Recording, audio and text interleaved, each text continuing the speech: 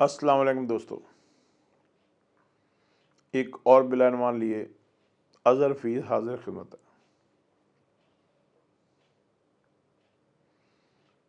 सोचा था कि आज बिलानवान ना करूं, लेकिन फिर कुछ दोस्तों का इसरार है कि करना चाहिए।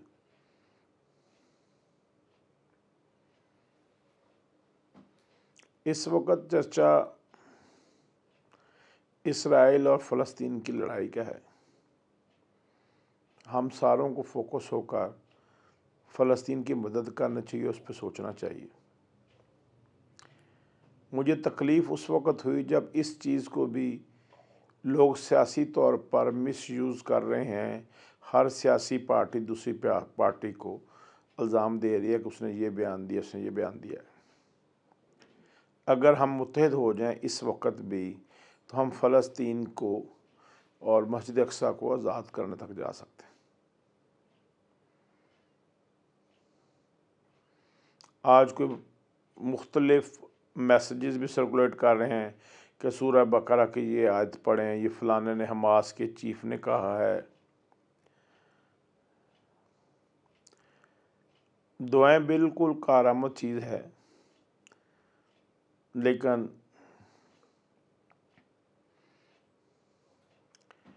कुछ चीज़ों का इलाज दुआओं की बजाय छितर परेड से होता।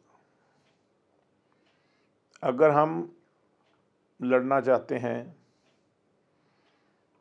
तो बजाय इसके कि सोशल मीडिया स्टेटस लगाएं और मैं भी बैठ के यहाँ पे बयान रिकॉर्ड करूँ, आए चलते हैं, लड़ लेते हैं। 53 साल मेरी उम्र हो गई है, 54वें साल में मैं लग गया हूँ। कश्मीर आज़ादी के लिए काफ़ी दुआएं होती देखी। अब वही मस्जिदें हैं, वही दुआएं जो हैं, उन्हें कश्मीरी थोड़ी देर के लिए भूल गया है, वो फ़लस्तीन के लिए शुरू कर दी। मुझे फ़ख्र है उन फ़लस्तीनियों पे जिन्होंने अपनी मदद आपके तहत स्टेप लिया और उसके लिए इसराइल के ख़िलाफ़ जंग शुरू की और खड़े हो गए। अगर आज अमेरिका उनकी मदद को निकलता है तो निकले, हम सबको भी उसकी मदद के लिए निकलना चाहिए।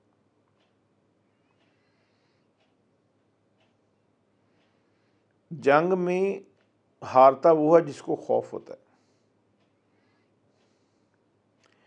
क्या हमारी ज़राए, हमारे मुस्लिम ममालिक के अफवाज इतनी कमज़ोर हैं कि वो उस बच्चे के बराबर भी ताकत नहीं रखती जो एक हाथ में फीडर और एक हाथ में पत्थर लिए उन पे हमलावर होता है।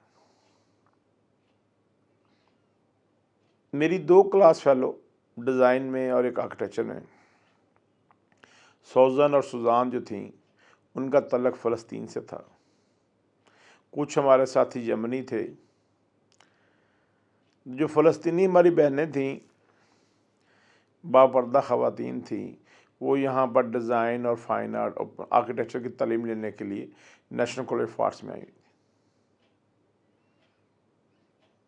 जो सुजान का थीसिस था वो उसी पत्थर पे था जो हर फ़लस्तीनी के हाथ में है।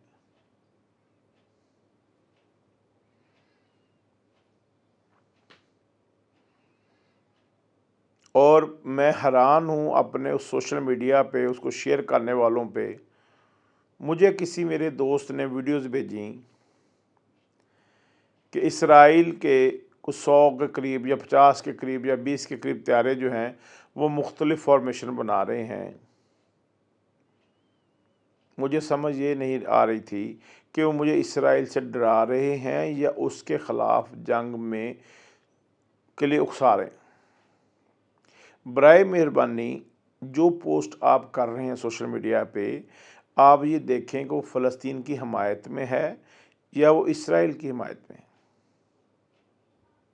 लेकिन कतई नज़र हमने सिर्फ पोस्ट करना है या फॉरवर्ड करना है, हमें उस बात की समझ भी नहीं होती कि हम पोस्ट क्या करें।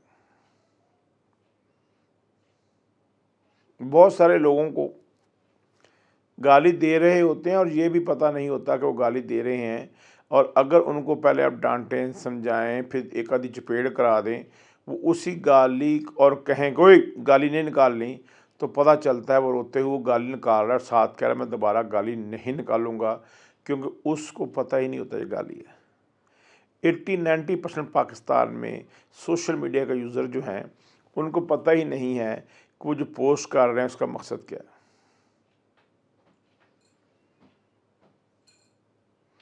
बिल्कुल हम कमज़ोर हैं, मैं चुप नहीं रह सकता,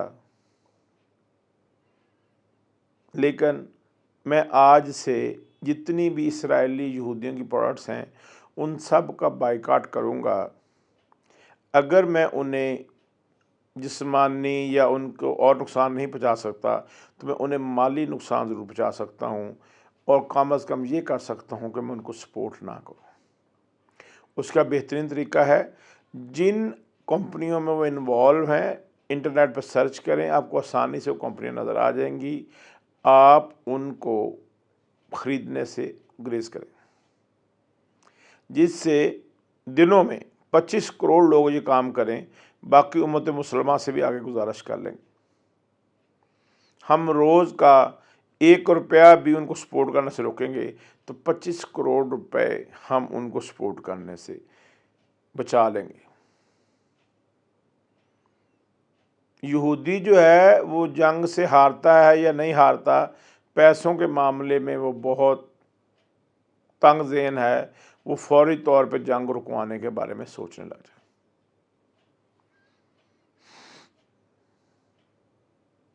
कुछ लोगों का ख्याल है कि मौलाना फजल रहमान साहब ने कोई तकरीर की है जिसमें उन्होंने जो है ये कहा है कि ह्यूमन राइट्स का ख्याल किया जाए। एक तो उस तकरीर को पूरा देखा जाए, और क्या मेरे नबी करीम सल्लल्लाहु अलैहि वसल्लम जिनकी हम उम्मत हैं, वो जब जंगें होती थीं उसके अंदर ह्यूमन राइट्स का ख्याल रखते थे या नहीं रखते थे? कुफार के खिलाफ होते।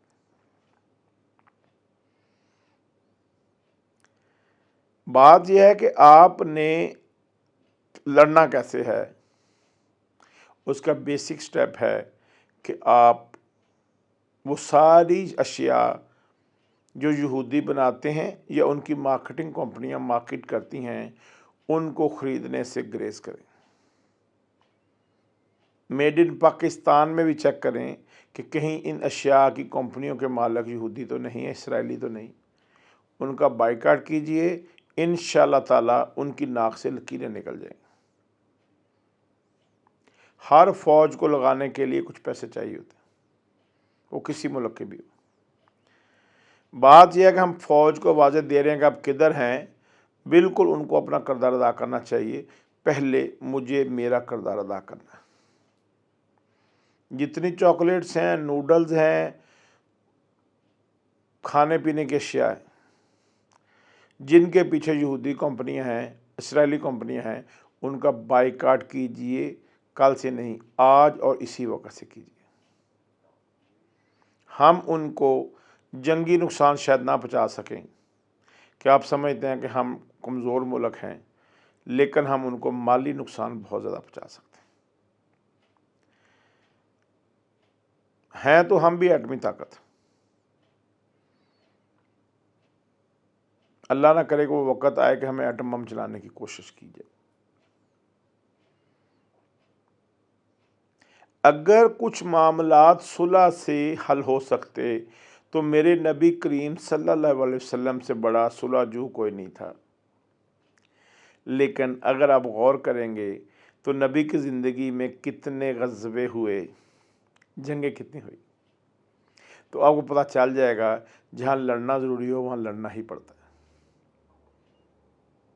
मेरे नबी के पास जब उनका वसाल हुआ, तलवारें कितनी थी, घोड़े कितने थे, ऊँट कितने थे। आप अगर इनको देखेंगे तो आपको भी अपना असला बेहतर करना पड़ेगा। जहाँ नबी की सब सुनतें, वो सुनते आप मानते हैं जो आपके लिए फ़ायदेमंद हैं या आपकी अकल कहती है फ़ायदेमंद है, बराए मेहरबानी सारी सुन्नतों पर अमल करें। सुबह हसना को देखें, नबी जंग कैसे लड़ते थे, उसकी स्ट्रेटजी क्या थी, वो कैसे चीज़ों को मैनेज करते थे। अच्छे मुसलमान बनिए। اور ایس دشمن کو ہرانے کو سارے طریقے اپنائیے جو میرے نبی کرتے تھے۔ دین اسلام کو دین اسلام رہنے دیجئے، یہ آپ سے گزارش ہے۔ ہر کوئی اپنی اپنی امینڈمنٹ کرنا چاہتا ہے، نعوذ باللہ ایسی کوشش نہ کیجیے۔ جو میرے اللہ کا قرآن ہے، اللہ نے خود وعدہ کیا ہے اس کی حفاظت کا، اس کی فکر چھوڑ دیجیے، اللہ باری تعالیٰ بہتر حفاظت کریں گے۔ آپ اللہ کے دین کی حفاظت کیجئے، اور جو ممالک کمزور ہیں ان کی مدد کے لیے اٹھ کھڑے ہوئیے۔ ڈالر کی قیمت بھی میٹر کرتی ہوگی۔ ہم سب چیزیں خرید کر ہی کھاتے ہیں نا، کسی جنرل اسٹور پر جاتے ہیں تو وہاں سے بھیک مانگ کے تو نہیں لاتے۔ تو اگر آپ تھوڑا سے پڑھے لکھے ہیں تو یہ دیکھ لیں کہ کون سی چیز کہاں کی بنی ہوئی ہے، اس کو چھوڑ دیں۔ 10-15 دن ایکسرسائز کیجئے، وہ چیزیں آپ کی زندگی سے ہٹ جائیں گی، ان کے ذائقے آپ کو بھول جائیں گے۔ اور اگر آپ دیکھیں گے گورا کہاں پہ کیسے آتا ہے، ہمیشہ تاجر بن کر ہی آتا ہے۔ اس نے ہماری ساری تجارت کو پہلے محدود کیا، پھر اس پہ قبضہ کیا۔ آپ کی بڑی میجر مارکیٹنگ کمپنیز جو فوڈ کو، ساری چیزوں کو، بیسک نیسیسٹیز کو مارکیٹ کرتی ہیں، وہ ساری کی ساری اسرائیلی اور یہودیوں کی کمپنی۔ ان چیزوں سے گریز کیجئے، زندگی کو سادہ کر لیں۔ جو آپ کی گلی محلے میں سبزی ملتی ہے، چکن ملتا ہے، گوشت ملتا ہے، جو آپ کا مقامی ہے اس کو کھائیے۔ گندم آپ کی مقامی، اس کو کھائیے۔ باقی سب چیزوں کو کچھ ٹائم پیریڈ کے لیے اپنی زندگی سے نکالیے، پھر اب عادت ہو جائے گی اور آپ آسانی سے ساری زندگی بھی ان کو چھوڑ سکتے ہیں۔ میری بات مانیے، ہم اسرائیل کے خلاف جنگ میں کھڑے ہو سکتے ہیں۔ اس طرح صرف ہمیں اپنا کردار ادا کرنا ہوگا اور اپنے فلسطینی بھائیوں سے محبت کا ثبوت دینا ہوگا۔ سلامت رہیے، خوش رہیے۔ دعا میری ہے کہ میرا اللہ اپنی مکمل حمایت جو ہے وہ فلسطین کے ساتھ کر دے، لیکن جو میرے نبی کا طریقہ ہے، جنگ بھی ہمیں لڑنی پڑے گی۔ سلامت رہیے، میرے چینلز کو دیکھیے، سبسکرائب کیجئے۔ ملتے ہیں ایک اور بلا عنوان کے ساتھ۔ السلام علیکم۔